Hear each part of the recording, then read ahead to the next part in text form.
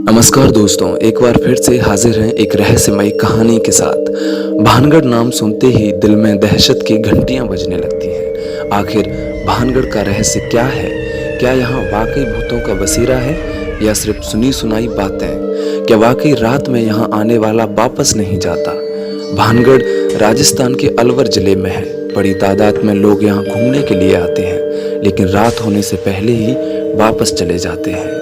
आसपास के लोगों की माने तो उनका कहना है कि रात के वक्त यहाँ पायलों की आवाज़ें सुनाई देती हैं और घुंघरुओं की गूंज भी। इस किले का निर्माण 15वीं या 16वीं शताब्दी में हुआ। ये किला भूतिया कैसे बना, इस बारे में बहुत सारी कहानियां हैं।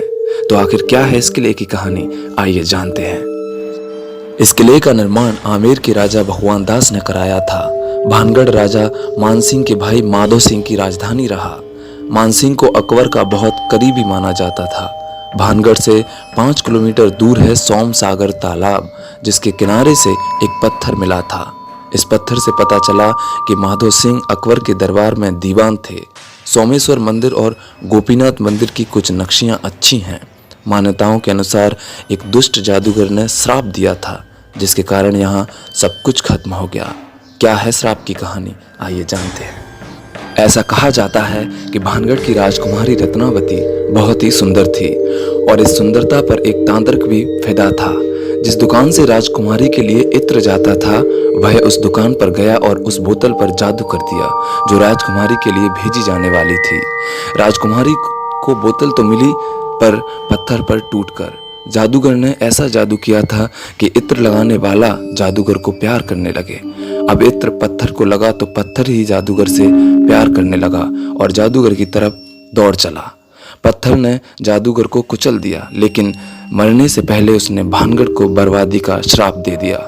कुछ वक्त के बाद एक युद्ध हुआ, जिसमें भानगढ़ तबाह हो गया और यहाँ रहने वाले सभी लोग मारे गए। एक और कहानी के मुताबिक यहाँ एक साधु रहते थे और महल के निर्माण के वक्त उन्होंने चेतावनी दी थी कि महल की ऊंचाई कम ही रखी जाए ताकि परछाई उनके पास तक ना आए।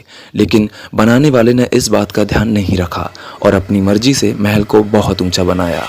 साधु ने गुस्से में श्राप दिया, जिससे भानगढ़ तबाह हो गया। एक तीसरी कहानी के मुताबिक 1720 में भानगढ़ इसलिए उजड़ने लगा था क्योंकि यहाँ पानी की कमी थी। 1783 में एक अकाल पड़ा, जिसने यहाँ रिहाइश को खत्म ही कर दिया और भानगढ़ पूरी तरह से उजड़ गया। अब दोस्तों, बात आती है कि क्या सच में भूतिया है भानगढ़ का किला? ये वो सवाल है जिसका कोई जवाब नहीं, किसी के पास नहीं।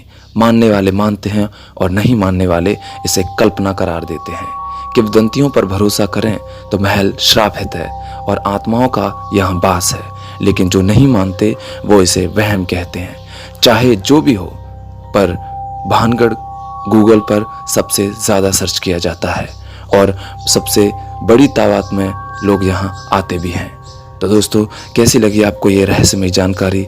हमें कमेंट करके ज़रूर बताएं। चैनल को सब्सक्राइब ज़रूर करें। धन्यवाद।